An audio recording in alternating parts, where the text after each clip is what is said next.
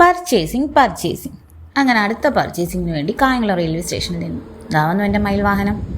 വാവ്, എന്തൊരു സുഖം, എന്ത് നല്ല കാഴ്ചകൾ, ബ്യൂട്ടിഫുൾ. അങ്ങനെ ഞങ്ങൾ ഞങ്ങളുടെ ലക്ഷ്യസ്ഥാനത്തെത്തി. പക്ഷേ മഴ ചതിച്ചു. എന്തടിപൊളി മഴ, വാവ്. എന്നാലും പർച്ചേസ് ചെയ്യാതിരിക്കാൻ പറ്റത്തില്ലല്ലോ. ഷോപ്പിൽ കയറി വേണ്ട ഐറ്റംസ് എല്ലാം എടുത്തു. പക്ഷെ പുറത്തോട്ട് ഇറങ്ങുമ്പോൾ ഇതാണ് അവസ്ഥ, കോരി ചൊരിയുന്ന മഴ. ഒടുവിൽ റെയിൽവേ സ്റ്റേഷനിലെത്തി, എല്ലാം കഴിഞ്ഞതിന് ശേഷം.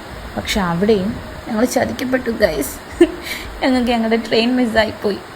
എന്നാൽ വിശപ്പിൻ്റെ വിളി കാരണം പോയി ഒരു ഊണ് കഴിക്കാമെന്ന് കരുതി പോയി ഫുഡ് അടിച്ചു. തിരിച്ച് വീണ്ടും റെയിൽവേ സ്റ്റേഷനിലേക്ക്. മഴയൊന്ന് തോന്നുന്നു കേട്ടോ. എന്തായാലും മണിക്കൂറുകളോളം ഞങ്ങൾക്ക് കാത്തിരിക്കേണ്ടി വന്നു. ആ കാത്തിരിപ്പാണ് ഇത്. ദേ പോന്നൊരെണ്ണം. ഒടുവിൽ ട്രെയിൻ കിട്ടി. സത്യം പറഞ്ഞാൽ ഇതൊക്കെ ഒരു വല്ലാത്ത എക്സ്പീരിയൻസ് തന്നെയാണ്. ലക്ഷ്യസ്ഥാനത്ത് എത്താൻ വേണ്ടിയിട്ടുള്ള ഈ കഷ്ടപ്പാടുകളും എല്ലാം, ഈ യാത്രകളും.